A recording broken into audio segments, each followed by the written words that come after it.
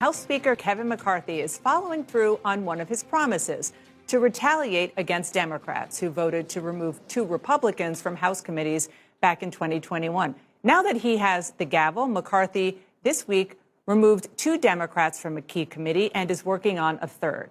All 3 of those Democrats join me now. Congresswoman Ilhan Omar of Minnesota and Congressman Adam Schiff and Eric Swalwell of California. Thank you one and all for joining me.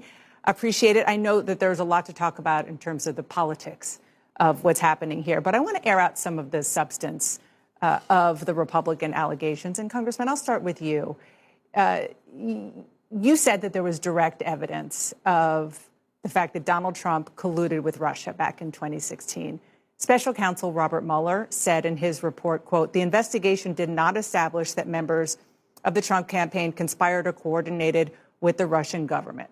Republicans argue that's proof that you used your position on the Intelligence Committee to intentionally mislead Americans, which is why you should not be on that committee. If you read the Mueller report, he makes clear, even in the first few pages of the report, that he states no conclusion on whether Donald Trump and his campaign colluded with the Russians.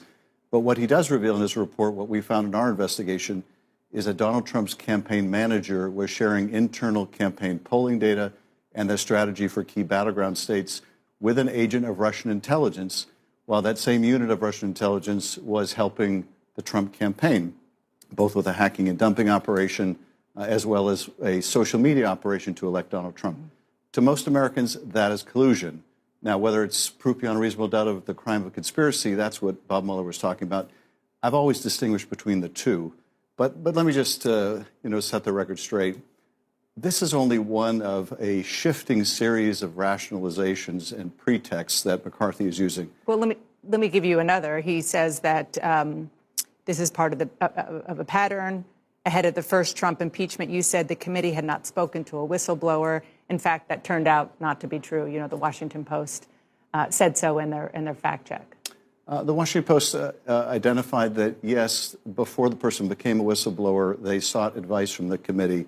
When I was asked the question, I thought they were referring to whether we had brought the whistleblower in. And I should have been more clear in my answer. But again, let's be clear what's really going on here. McCarthy has said Adam Schiff prosecuted the case against Trump. The Ukraine impeachment was a hoax. He's given 15 explanations. The only real explanation is he needs Marjorie Taylor Greene's vote. He needs Paul Gosar's vote. He wants to retaliate for their removal from the committee. And apparently he believes I was very effective in exposing his misconduct, Donald Trump's misconduct, and that's what they're trying to stop. I think that he benefits from having these smears repeated, and that's part of what he gains from it. But this is a pretext and nothing more. Yeah, and which is why this is a chance for you to explain and to give your side of that, as opposed to just simply repeating it. On that, Congressman, you were also removed by Republicans from the Intelligence Committee. What the Speaker said about you is that beginning in 2012, a suspected Chinese spy developed ties to you and to your office, even put an intern there, raised campaign funds for you. You say very clearly you cut off ties with this person back in 2015 when you found out you cooperated with the FBI. But the bottom line question is this. Did you put yourself in a vulnerable position in any way so that this alleged Chinese spy could have benefited or even learn American secrets? Yeah. Absolutely not. But Dana, don't take my word for it.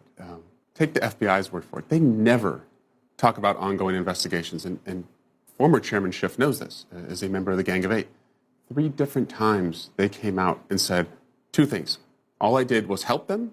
And also, I was never under any suspicion of wrongdoing. But more than that, Speaker Boehner was briefed on this investigation. He could have removed me just as Speaker McCarthy did. He didn't. Devin Nunes was the chair of the Intelligence Committee. Never made a public peep about this. Paul Ryan would have access to the same investigation, reappointed me to the committee. Donald Trump, who villainized me at every rally, more access to classified information than any person who walked the earth. If he could have weaponized that to go after me, you know he would have. There's nothing there. I did what every American should have. This is some Bakersfield BS. It's Kevin McCarthy weaponizing his ability to commit this political abuse, because he perceives me, just like Mr. Schiff and Ms. Omar, as an effective political opponent. Well, let me ask you, Congresswoman Omar, about what Republicans are saying about you, that there is a pattern of anti-Semitic and other controversial statements that make you unfit to sit on, in your case, the House Foreign Affairs Committee. I'm told that Republicans presented a list in their meeting, in their private meeting this past week. Included in that list is that you said that Israel hypnotized the world. You said Israel is an apartheid regime, that politicians with pro-Israel stances were all about the Benjamins, which you very notably apologized for, that you support the BDS movement, which a lot of people think is rooted in anti-Semitism, compared the U.S. and Israel to Hamas and the Taliban. I want to give you a chance to respond to all of that, which they say is a clear pattern. Yeah, I might have used words at the time that I didn't understand were trafficking in anti-Semitism. When that was brought to my attention, I apologized. I owned up to it. That's the kind of person that I am. And I continue to work with my colleagues and my community to fight against anti-Semitism. Now, I've never compared or made any comparisons. What I was referencing was a case that was in front of the ICC. And if they want to debate political differences, and that's something that we should all have the opportunity to do so, but to smear someone and their character, their love for their country, and the work that they get to do on a committee is wrong, and it is politically motivated. And in some cases is motivated by the fact that many of these members don't believe a Muslim, a refugee, an African should even be in Congress, let alone have the opportunity to serve on the Foreign Affairs Committee. You said that before. I mean, it sounds like you're accusing Kevin McCarthy of racism. I mean, I'm not making any accusations. I'm just laying out the facts. You remember Donald Trump coming into my state and saying Muslims, Somali refugees are infiltrating our country. You remember Marjorie Taylor Greene coming to Congress after Rashida and I got sworn in and saying Muslims are infiltrating Congress. You remember Boebert saying that I was a terrorist. What did McCarthy do? He said she apologized and we don't have to worry about her Islamophobia.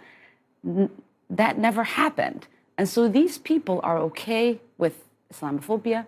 They're okay with trafficking in their own ways in anti-Semitism. They are not okay with having a Muslim have a voice on that committee. Well, let me ask you, Congressman, you are Jewish, and you have said that you were worried about some tropes that the congressman used, and which, again, I want to be clear, you apologize for that one, all about the Benjamins. Do you believe that the pattern that your colleague here has put out there is, as Republicans are saying and some Democrats say, rise to the level of anti-Semitism? Dana, I believe that this is all a pretext. And if you look at the leader of the Republican Party, Donald Trump, he is dining with white nationalists and anti-Semites. The people that Kevin McCarthy just put on committees like Marjorie Taylor Greene and others are speaking at white nationalist rallies. This is, as my colleague said, Bakersfield BS. This is all pretextual. And I don't accept the premise that this has anything to do with the conduct of any of the Democratic members. This is merely the weakness of Kevin McCarthy's speakership, that he's so reliant on these extreme members. I mean, how can you, on the one hand, suggest that these are some kind of legitimate basis for unseating Democrats from committees and put someone like George Santos on any committee? The hypocrisy just grabs you by the throat. So I don't want to dignify the pretext that they're giving for any of us. What they're doing is really catering to the most extreme members of their conference. Well, I do, though, want to ask, because this has been out there, and it is definitely a big issue that we're going to hear a lot more about on the House floor next week, Congresswoman. So when you apologized for the all about the Benjamins comment, you said anti-Semitism is real, and I'm grateful for Jewish allies and colleagues who are educating me on the painful history of anti-Semitic tropes. What did you learn?